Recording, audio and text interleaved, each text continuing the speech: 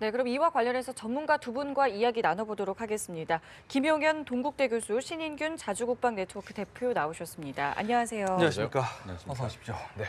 네, 먼저 우리 군 당국이 일단은 지금 여러 가지 분석을 하고 있는 것으로 전해지고 있는데 어떤 발사체로 좀 보고 계세요? 지난 한 20일 전에 그 북극성 2형이라고 하는 그 잠수함 발사 탄도미사일을 개량한 그 네. 고체 연료 콜드런치 방식의 그 미사일을 쐈죠. 네. 그때 이제 굉장히 우리가 이제 충격에 빠졌었는데 그 이후에 이제 총참모부에서 새로운 전략 무기를 공개하겠다 이런 이야기를 했지 않습니까? 네. 그래서 북극성 2형하고 같을 수도 있지만 전혀 다른 무기일 수도 있는데 네. 저는 이제 사정거리로 봐서 네네. 북극성 2형과 전혀 다르다라고 이야기하기는 좀 곤란한 것 같고 예. 만약에 여기에서 가장 그 진보된 어떤 기술을 보여줬다면 북극성 2형 같은 그런 고체 연료의 중거리 탄도미사일을 다량 발사할 수 있다라는 능력을 보여준 것이 아니냐라고 저는 이제 생각을 하고요. 예. 왜냐하면 지금 이제 한중 간에 그 사드 배치 갈등이 있지 않습니까? 예. 그런 상황에서 사드 배치하지 마라. 사드 배치해봐야 별 소용없다라는 것을 보여주는 것이죠. 왜냐하면 사드라는 것이 우리가 알고 있는 사드의 요격 범위가 200km고 뭐 이렇지 않습니까? 예. 그런데 그것은 한 발이 날아왔을 때 이야기예요. 예. 한 발이. 그러면 그것이 두 발이 날아오면은 요격 범위가 확 줄어듭니다. 왜냐하면 똑같은 레이더를 가지고 두 가지를 동시에 처리해야 되기 때문에 출력이 반으로 줄어버리죠. 그러면 네 발을 쏘게 되면 사드가 감당할 수 없지 않느냐. 그러면은 뭐 한두 발은 사드로 요격하는데 나머지 두 발은 어떻게 할 거냐. 네. 그러니까 사드 필요 없다. 이런 모습을 지금 이 시기에 보여주는 것이 아니냐. 저는 네. 그렇게도 봅니다. 그렇군요. 지금 그럼 재원과 관련해서 좀 더 여쭤보고 싶었는데 발사한 의도도 좀 사실 궁금하긴 하네요. 발사 의도는 뭐라고 좀 보고 계신가요? 의도는 한 두세 가지인데요. 네네. 지금 신 대표께서 말씀하신 그 의도가 하나 있고 예. 또 하나는 지금 이제 틸러슨 미 국무장관이 예. 곧 방한합니다. 예. 3월 말 정도에 방한하는 걸로 예, 되고 예. 마침 지금 한미 독수리 연습이 지금 진행되고 있고 네. 이런 것들이 시기적으로 맞아 떨어지고 있다. 그러니까 지금의 군사적인 대결을 북한도 그 미국에 밀리지 않고 네네. 북한도 거기에 대항할 수 있다. 예. 그리고 트럼프 정부 임기 초반에 지금 이제 미국과 북한이 힘겨루기를 하고 있다 이렇게 봐야 되는데 네네. 북한 입장에서 거기에 절대 밀리지 않겠다. 이게 하나 중요하다고 봐야 될 것 같고요. 예. 두 번째는 지금 이제 북한 내부적으로 김정은 체제에 대한 충성 이것이 이제 굉장히 중요하게 지금 북한에서 부각되고 있는 부분이다 이렇게 봐야 됩니다. 왜냐하면 그 동안에 이제 김정일 위원장의 그늘 아래 있었다면 이제는 자신의 체제를 끌고 가는 지금 상황인데 네. 그 상황에서 주민들에게 뭔가 그 군사적인 능력 성과를 보여주면서 내부 충성을 끌어내는 네네. 뭐 그런 용도가 있다. 다시 말씀드리면 이번에 미사일 발사는 4발을 한꺼번에 발사를 할 정도로 북한의 미사일 능력이 있다. 이것을 보여주는 것이기 때문에 예. 이걸 통해서 주민들에게 자긍심을 고취시키는 예. 이 부분이 하나 있다고 봐야 되고 야. 마지막으로는 지금 이 부분은 좀 더 우리가 고민을 해봐야 될 문제입니다만 네. 북한 김정남의 지금 암살 사건 네네. 그러니까 말레이시아에서 암살 사건으로 북한에 대한 모든 관심은 지금 이 암살 사건에 다 국제사회의 시선이 쏠려 있습니다. 예. 이 시선을 좀 분산시켜야 된다. 약간 궁지에 몰리는 듯한 느낌도 없지 않아 있고요. 네, 그렇습니다. 네. 그런 차원에서 지금 강철 대사가 지금 추방되는 네네. 지금 상황이고 네. 말레이시아 북한 관계도 긴박해지고 있고 네. 이런 상황에서 시선을 분산시키면서 네. 북한의 가장 능력 있는 것들을 보여주면서 예. 그걸 통해서 지금의 국면들을 북한이 끌고 가겠다, 반영시키려는. 밀리지 않겠다. 네. 이런 차원에서의 행보다 이렇게 봐야 될 것 같습니다. 그렇겠군요. 그 미국에서는 지금 선제 타격론 이야기가 나오고 있기 때문에 이게 무조건 그렇게 유리할 것만 같지도 않은데요.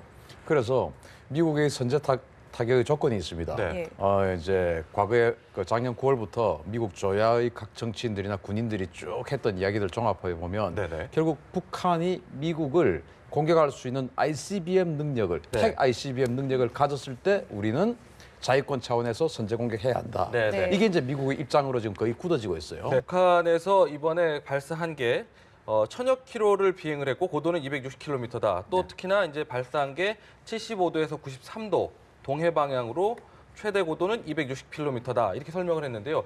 그 75도에서 93도, 그러니까 각도를 좀 다양화했다라는 설명을 좀 한 것 같은데 이렇게 다양화했다라는 건 무슨 의미로 좀 해석을 해봐야 되는 걸까요? 다양화한 것이고 네. 지금 이제 합참 공보실장의 말에 따르면 뭐 평균적으로 한 1000km를 비행했다라고 예, 예. 이야기하지 않습니까? 네. 그러면 75도와 93도는 상당히 다른 각도임에도 네, 불구하고 비슷한 거리를 날아갔다라고 예. 하는 것은 만약에 제가 북한 그 미사일 당국자라면은 저는 이 한국 또는 미군에게 공포의 극대화를 주고 싶은 어떤 그런 목적이 있을 것 같아요. 예. 만약에 저라면은 예, 예.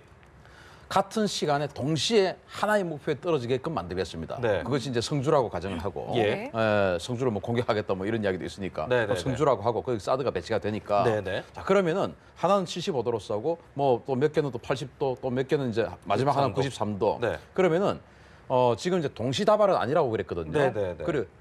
그리고 동창리 일대라고 그랬습니다. 네. 그러니까 뭐 따로따로 떨어져서 이제 비슷한 시간대지만 좀 시간차를 두고 쏘았어요. 각도가 좀 차이가 있고 그렇게 되면 이제 우리 탐지가 그린 파인 레이더는 이지스에 탐지를 했는데 하나 떴어요. 지금 추적을 합니다. 또 떴어요. 네. 또 떴어요. 뭐 이렇게 하는데 궤도를 조사해 보니까 어디로 날아옵니까? 한 군데로 날아가고 있다. 네, 네. 그래서 각기 다른 곳에서 시간차를 두고 쏘았지만은 결국은 목표는 같이 동시에 하나의 목표에서 동시에 떨어지게끔 만드는 것이 가장 여격을 힘들게 하는 것이에요. 예, 예. 그래서 이제 성주에 사드가 배치가 되면 네. 아까도 제가 말씀드렸지만 사드는 200km 여격 범위 뭐 이런 것들이 다 하나의 탄도미사일이 날아왔을 때 이야기지. 네. 이렇게 네 발이 동시에 떨어지면 그것은 뭐 능력이 기하급수적으로 줄어들 수밖에 없습니다. 네. 따라서 이렇게 그리고 또 두 발, 세 발 날아온 것도 같은 방향에서 같은 고도로 같은 각도로 날아왔을 때 두 발, 세 발을 동시 여격을 감행할 수 있는 것이지 예. 예, 예. 이렇게 다른 각도로 날아오면 전혀 다른 연산을 해야 됩니다. 이 사드의 DPI-2 레이더가 그렇기 때문에 이것은 거의 여격을 하기 힘들다. 따라서 뭐 한 사드가 뭐 최선을 다해서 한 두세 발은 여격했다 친다 하더라도 예. 한 발 이상은 피해가 맞을 불가피한 수밖에 거군요. 없는 그런 모습을 지금 이 한중 사드 갈등 시기에 또 지금 사드 배치 임박 시기 아니겠습니까? 예, 예. 이 시기에 보여줌으로써 사드 의미 없다 하지 마라 라는 것을 저는 보여주는 것이라고 봅니다. 네. 교수님 생각은 좀 어떠세요? 뭐 비슷한 생각인데요. 지금 이제 북한의 의도는 역시 자신들의 기술적 능력이 굉장한 수준에 올라와 있다. 이것을 보여주는 겁니다. 네, 네. 그러니까 각도를 달리하면서 약간의 시차를 두고 동창리 일대에서 미사일 발사를 하고 탄착 지점은 거의 한 곳으로 집중시키고 물론 한 발은 지금 실패한 것 같습니다. 네. 이 자체는 북한이 갖고 있는 기술적 능력이 상당한 수준이 와 있다. 그러니까 네. 사드 무력화도 가능한 수준이다라고 하는 것을 자신들은 좀 보여주고 싶어하는 예, 예. 이 부분이 하나 있는 것 같고요. 예. 또 하나의 측면은 지금 이제 북한 입장에서 봤을 때 1000km를 날아가는 그런 미사일이었는데 거기에 만약에 연료가 보강되거나 또는 미사일의 어떤 그 수준들을 좀씩 높이거나 이렇게 했을 경우에 더 멀리 날아갈 수 있는 또 네, 네. 이번에 이제 고각 발사이기 때문에 그 각도를 좀 더 낮춘다면 괌까지도 타격할 수 있는 그런 미사일 발사일 수도 있다. 예, 그러니까 예. 괌 같은 경우는 미국의 전략 자산들이 집중 배치되어 있는 곳입니다. 네. 그러니까 북한 입장에서 봤을 때 가장 두려운 미국의 핵무기를 투발할 수 있는 전투기들, 그러니까 네. 전폭기들이죠. 폭격기들이 전략 폭격기들이 집중 배치되어 있는 곳이고 네, 네. 이런 것이기 때문에 그 지역도 지금 우리가 이야기하는 그 사드를 무력화하는 속에서 또 전반적인 요격이 어려운 상황 속에서 그런 그 괌까지도 타격할 수 있다. 네네. 이것들을 보여주는 뭐 이런 차원에서 본다면 북한은 미국과 국제사회를 향해서 자신들의 기술적 능력을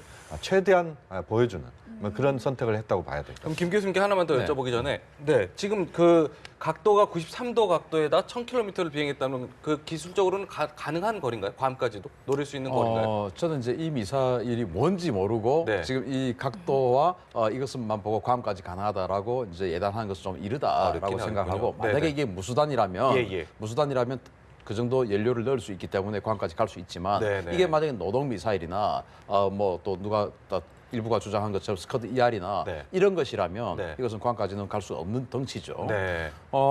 북한이 이제 이런 그 미사일을 발사를 함에 있어서 많은 사람들이 그냥 단순하게 그냥 정치적으로만 분석을 합니다. 한미연합 군사훈련이 있기 때문에 그에 대한 반발하는 차원에서 네. 또는 뭐 어떤 정치적 이벤트가 있으니까 태양절을 앞두고 있으니까 뭔가 네. 보여줘야 되니까 보여준다. 네. 저는 절대로 그렇게만 보지는 않습니다. 네. 그것은 액면적인 이야기고 예. 그 사이에 전문가들이 분석해야 할 뭔가 정말 히든 카드가 숨어 있어요. 놓치고 있는 포인트라면요. 놓치고 있는 포인트. 예를 들어서 아까 이제 제가 분석해드린 사드의 무력화. 네, 네, 네. 지금 이제 북한 입장에서 그리고 중국 입장에서는 사드가 배치가 되면 안 되는 겁니다. 네. 그것을 이제 그 무력화시키기 위한 계속적인 사인을 보내주고 있는 것이에요. 예, 예. 예를 들어서 작년 6월 21일경에 네. 우리가 이제 사드를 배치를 하겠다. 그게 성주를 결정하진 않고 그냥 배치를 하겠다라고 발표를 했는데 예. 그 다음 날은 6월 22일 날 북한이 무수단 미사일을 쏘았습니다. 무수단 미사일이 작년에 8번을 쏘았는데 딱 한 번 성공했는데 그날이 바로 6월 22일이었어요. 그게 우리가 잘 알고 있는 무수단 미사일 고각 발사한 날이었어요. 예, 예. 근데 많은 사람들이 무수단 미사일이 1,400km까지 올라갔다가 비행은 400km까지 날아갔어요. 그러니까 뭐 400km까지 날아갔으니까 실패다. 뭐 이런 분석을 하는데 저는 그것을 보고 소름이 끼쳤습니다. 네. 쟤들은 천재다라는 생각이 드는 거예요. 왜냐? 사드의 레이더는 이제 사드를 배치하겠다고 한 그 다음 날 이제 쏜 겁니다. 네. 그 사드의 레이더는 최대 마 15 정도까지만 탐지할 수 있어요. 네.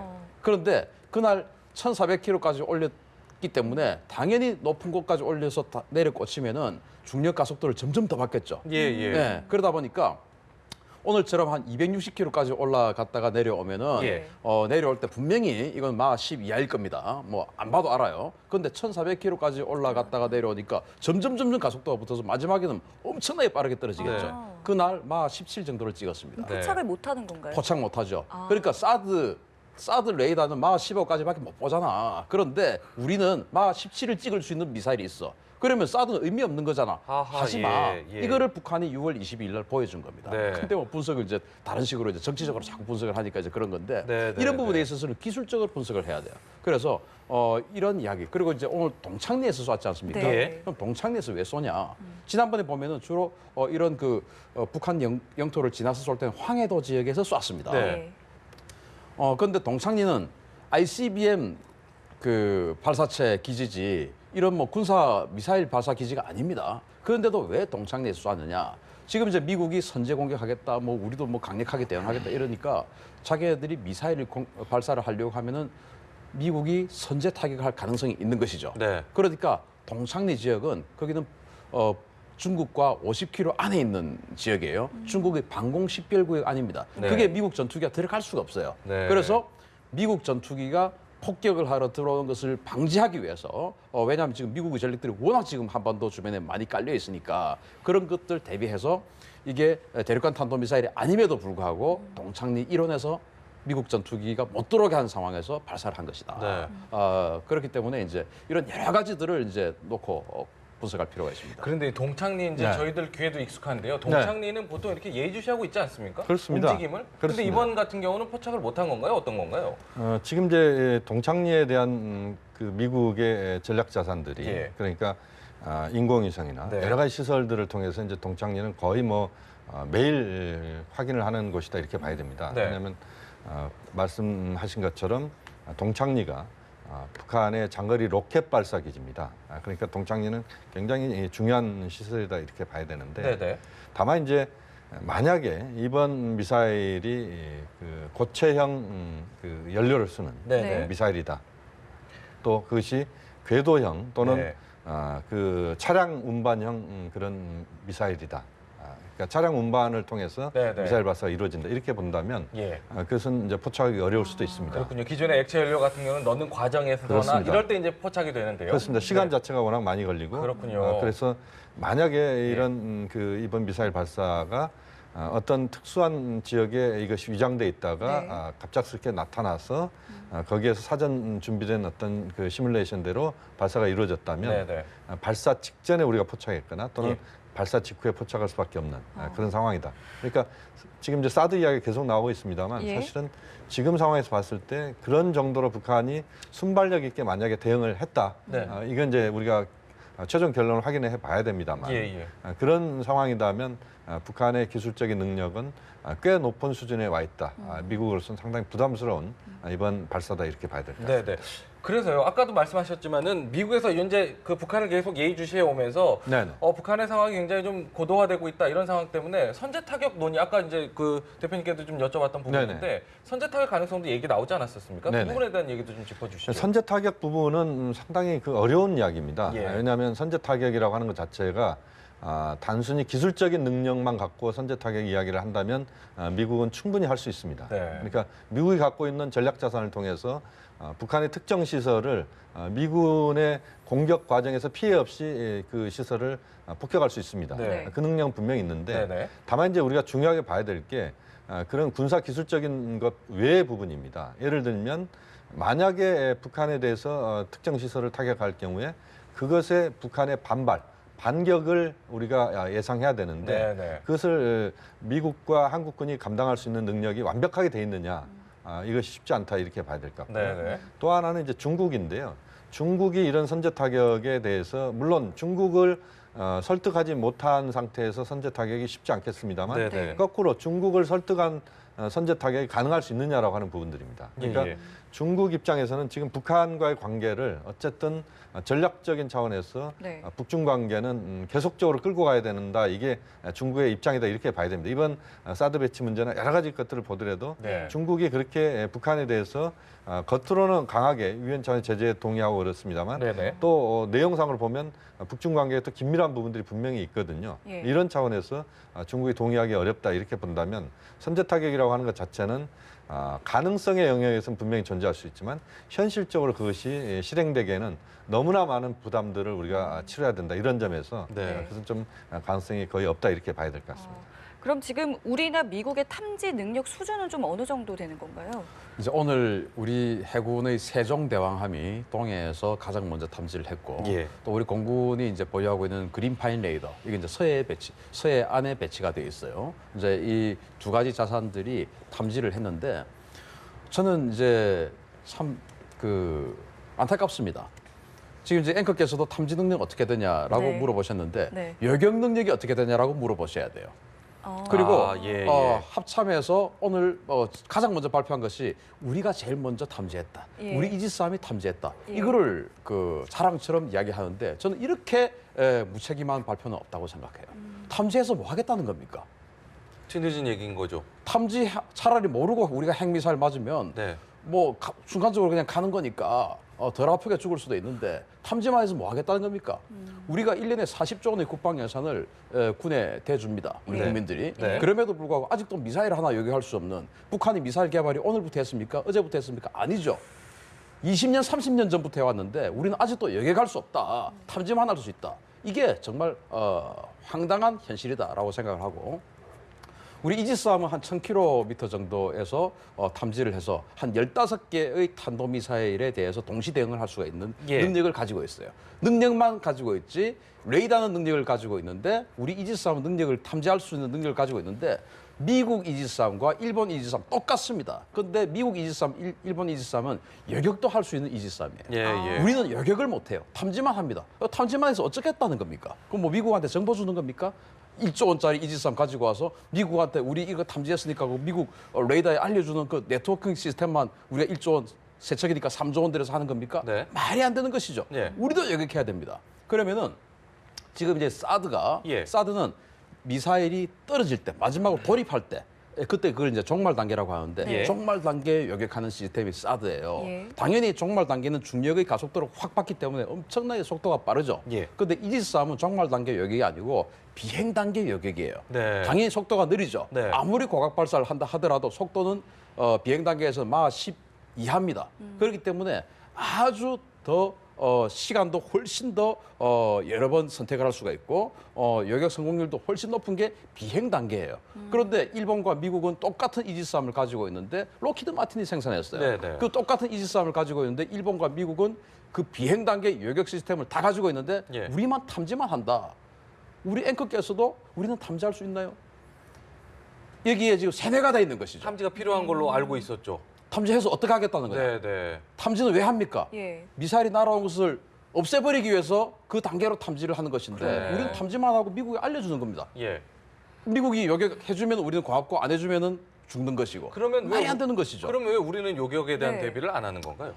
지금 이지스함의 레이더가 네네. 이지스 레이더가 구형이에요. 네. 이것을 이제 지금 SM3라는 미사일이 이제 요격 미사일인데 네네. 이것을 요격하려고 하면 이 레이더를 업그레이드 해줘야 되는데 네. 이 업그레이드 비용이 석당 한 3,500억 원이 듭니다. 예. 그러면 이제 세척 개량하면 한 1조 원 정도 들겠죠. 예. 그럼 미사일 한 발에 한 120억 정도 합니다. 그러면은 한 2조 원 정도 투입을 하면 이 세척을 완전히 그 요격 시스템으로 업그레이드를 해줄 수가 있는데 예. 이걸 안 쓰겠다는 겁니다. 이유는요? 왜 안 하는 거죠? 이유는요. 다른 데 예산 쓰고 싶은 거죠. 정말 터프하게 이야기를 하면 네. 우리가 안 해도 미국이 해줄 거. 또 사드도 갖다 줄 것이고 또 미국 이지스함에 SM3가 있는데 굳이 우리가 뭐 2조 원 그 들여서 미국 해주면 되는데 이게 첫 번째. 두 번째는 우리 군의 영역이 있어요. 영역. 하늘은 공군, 땅은 육군, 바다는 해군. 네. 뭐 육해공이니까 정해져 있지 않습니까? 예. 그러면은 하늘에서 이루어지는 일은 공군에서 해야 돼요. 그런데 이지스함에서 요격을 해버리면 이건 해군이 아, 하는 거 아니겠습니까? 예. 그러나 현대전은 무기 체계가 워낙 좋아지다 보니까 크로스오버입니다. 반드시 바다는 바다에서만 막아야 되고 땅은 육지는 육지에서만 이게 아니에요. 육해공이 서로 그냥 무기 체계를 능력을 공유하는 것이 현대전인데 우리는 아직도 육해공을 딱딱 두 부짜리 잘라서 야 여기는 하늘이니까 공군이 해. 네. 그럼 이지스함 해군이야 안 돼. 자 또 해군에도요. 이건 정말 잘못된 것인데 해군에도 그럼 이지스함 하세요라고 하면은 우리는 이렇게 이야기합니다. 왜? 이 엄청난 사업을 만약에 하라고 하면은 해군 자신들도 자신들의 배 건조 계획, 네. 무기 체계 도입 스케줄이 다 이렇게 정해져 있지 않겠습니까? 예, 계획하고 예. 있는 게 예. 뭐 몇 년도 되면 어떤 배를 건조하고 어떤 배를 건조하고 어떤 무기 체계를 가져오고 이게 다 되어 있을 것인데 갑자기 북한이 핵 개발했고 우리는 핵을 막을 수 있는 능력이 없으니까 해군이 이지스함 업그레이드해서 SM3 하면은 98% 요격 성공률이에요. 네, 네, 엄청난 거 아니겠습니까? 예. 다 막는 거죠. 그런데 해군에게 해라 그러면 해군이 자기네들 건함 계획에서 2조 원을 빼서 이걸 해야 되니까 배를 못 만드는 것이죠. 그렇군요. 그러니까 하기 싫다는 겁니다. 일단 종합적인 대응 자체 이걸 지금 마련하지 못하고 있다라는 군의 밥그릇 사업 때문에 못 하고 있는. 그렇다는 거군요. 지금 국방부의 대응 방향 이런 거 지적을 좀 하셨습니다. 잘못된 부분에 대해서. 네네. 안 그래도 그 국방부 브리핑에서도 기자들이 이제 질문하기를 우리 군의 대응 방향은 어떻게 되느냐, 대응 태세는 어떻게 되느냐 이 부분을 지적했거든요. 네네. 지금 대표님의 지적에 대해서는 좀 어떻게 좀 생각을 하시나요?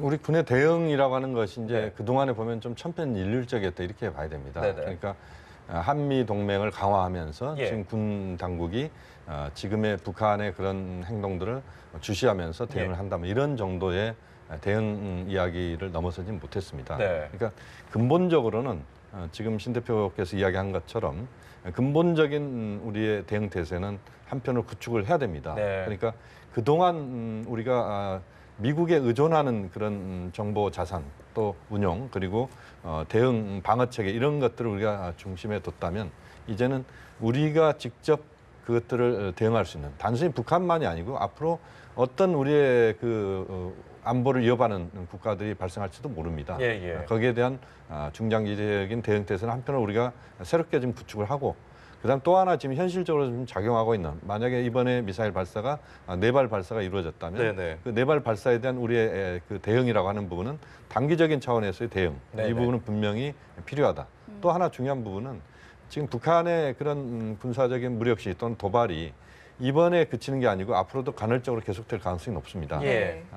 지금 이제 한미 군사훈련도 이루어지고 있고 그렇게 본다면 한미 간에 또는 한중 협력 또는 한미 중의 협력이라고 하는 부분들을 우리가 최대한 좀 활용할 필요가 있다. 그래서 북한의 추가적인 군사 행동이랄지 이런 것들을 자제시키는 것들을 외교적인 차원에서 또는 예. 다양한 차원에서 우리가 노력을 해야 된다고 본다면 좀 더 이제는 우리 정부가 긴박하게 네. 지금의 상황들을 좀 대비해야 된다. 왜냐하면 앞으로도 아마 SLBM이나 또는 IRBM 네. 그러니까 잠수함 발사 탄도 미사일이나 중거리 미사일 이런 발사를 저는 앞으로도 간헐적으로 할 거라고 보고 예. 또 그 북미 관계가 대단히 악화되는 상황으로 가게 된다면 하반기 정도에 대륙간 탄도 미사일 ICBM 발사랄지 이런 것들도 예. 가능성이 분명히 있거든요. 네. 이제 그렇게까지 가는 우리가 지금 이제 소일고 외양간 거치는 게 아니고 네네. 미리미리 그런 부분들에 대해서 충분한 대비를 할 수 있는 그것은 우선은 외교적인 차원에서 우리의 그 역량들을 모아가는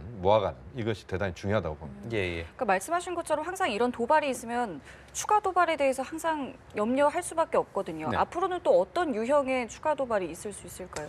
저는 이제 아까 선제 공격 이야기가 나왔을 때 조금 이제 터치를 하다가 말았는데 예, 예. 그거하고 연계된 일이 같이 하겠습니다. 예, 예.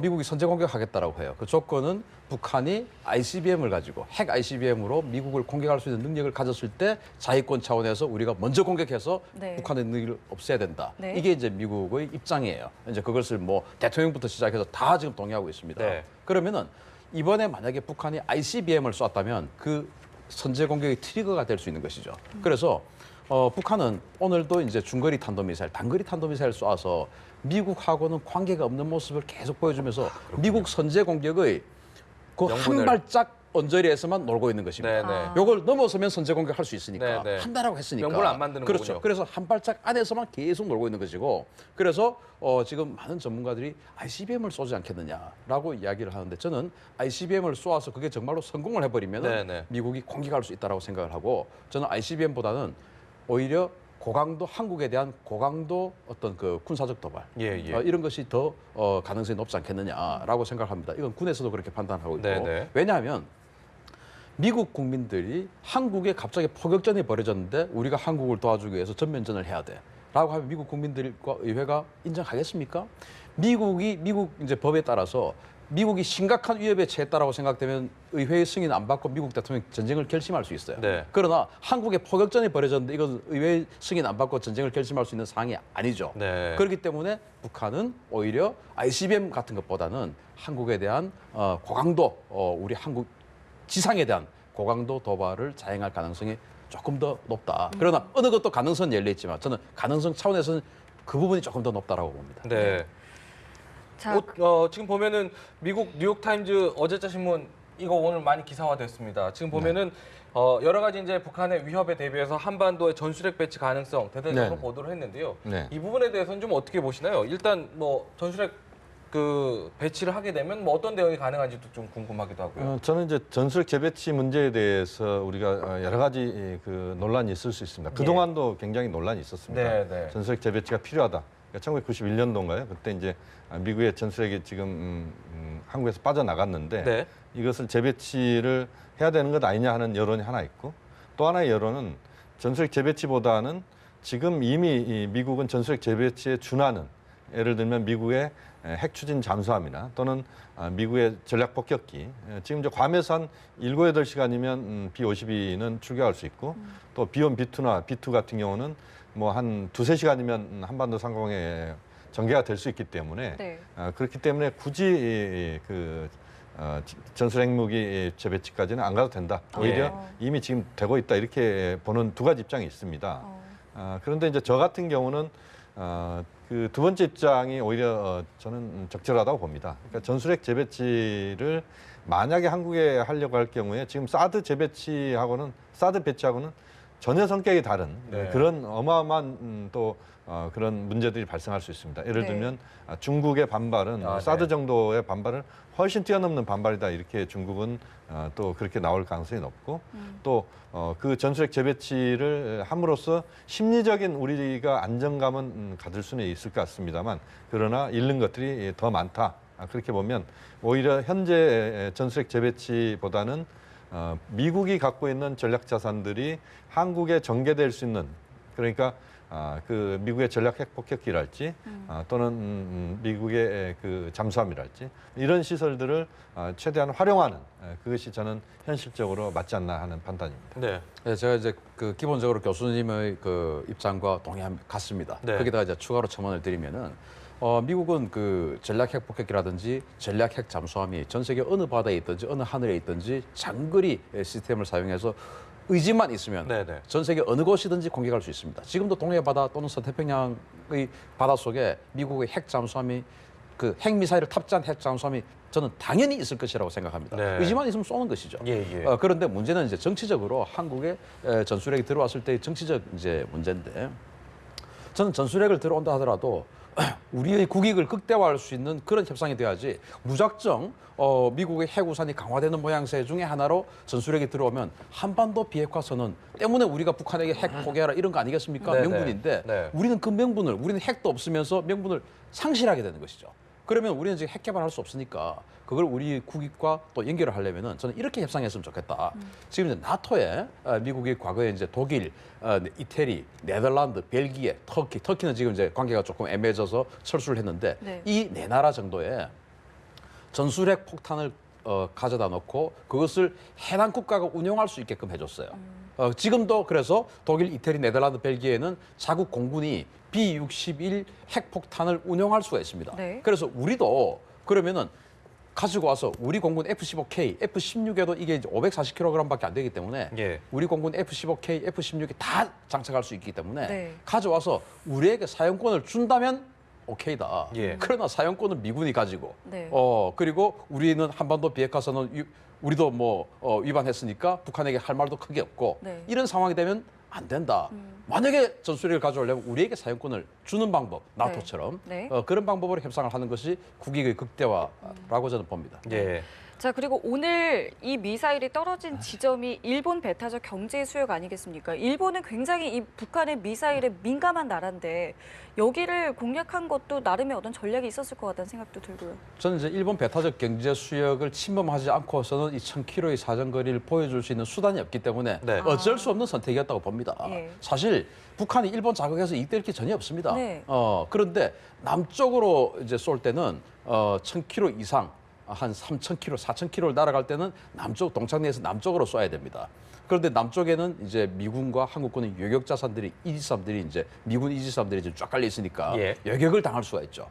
그래서 이제 자신들의 영공을 지나가면은 중간 단계에서 이지삼 SM3를 요격을 할 수가 없습니다. 그래서 이제 자신들의 영토를 지나야 되는데 네. 영토 지나면 반드시 일본 한 1000km 사정거리를 보여주려고 하면은 예. 일본 이지 내 탄착을 할 수밖에 없죠. 네.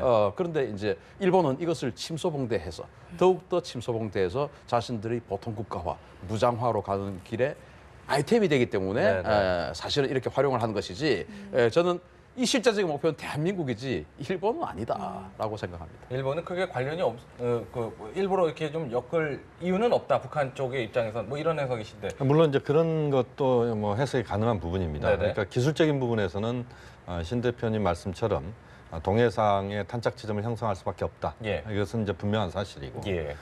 또 하나의 측면은 이제 일본에 대해서 북한이 갖고 있는 기본적인 입장. 그러니까 예. 미일 동맹을 겨냥한 측면이 있다. 네, 이렇게 네. 봐야 될 것 같습니다. 네. 물론 북한이 이런 미사일 발사를 할 경우에 그 일본이 군사 재무장의 어떤 수단으로 또 이런 것들을 활용하는 부분에서는 분명히 존재하지만 네, 네. 그렇다고 해서 북한이 그런 것들을 무서워해서 북한이 그 동해상에 이런 미사일 발사를 하지 않는다 이렇게 볼 수는 없는 것이고 네, 네. 오히려 미일 동맹이나 또는 한미일 동맹에 대한 북한의 반발 이것들을 네. 보여준 측면이 있다 이렇게 봐야 될 것 같고요. 예. 또 하나는 지금 칼빈슨호라고 네. 지금 이제 미국의 핵 추진 항공모함입니다. 이 항공모함 전대가 지금 동해상으로 지금 진입을 하고 있다고 봐야 되는데 예. 이번 지금 독수리 연습 때문에 들어오는 겁니다.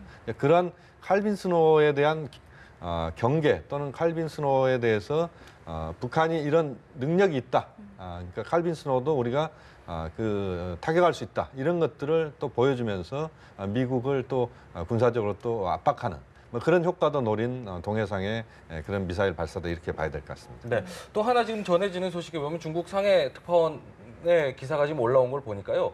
북한에 군대를 주둔하는 주장이 지금 중국에서 제기되고 있다. 이게 뭐냐면 황해도쯤에 반사드 미사일을 배치할 수 있도록 하자.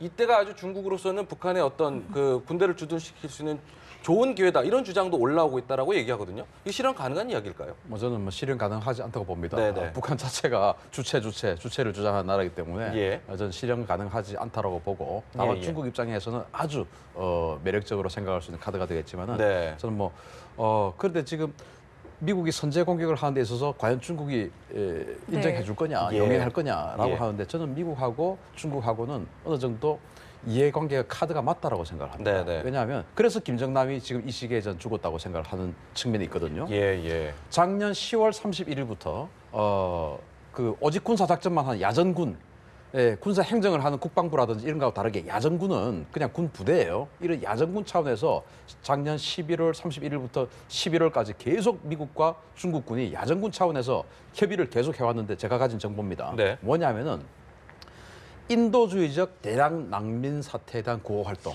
구호 작전, 이제 군이니까 구호 작전을 계속 미국과 중국의 야전군들이 협의를 해서 미군들이 중국군에 가서 협의를 하고 또 중국군이 미국에 가서 또 협의를 하고 계속 해왔어요. 네. 중국과 미국이 인도주의적 대량 난민 구호 작전을 할 때가 어디 있겠습니까? 북한뿐이라고 저는 봅니다. 그래서 또 북한의 어떤 그 특별한 일이 조금 그 위협적인 일이 생기면 중국군이 북한 접경 지역에 추가 배치된다. 네. 이런 뉴스들이 나오죠. 예. 그걸 보고 이제 중국과 북한이 사이가 안 좋아서 혹시 중국군이 뭐 공격을 하려고 이런 분석을 하는 분들이 있어요. 예. 저는 천만의 말씀이다.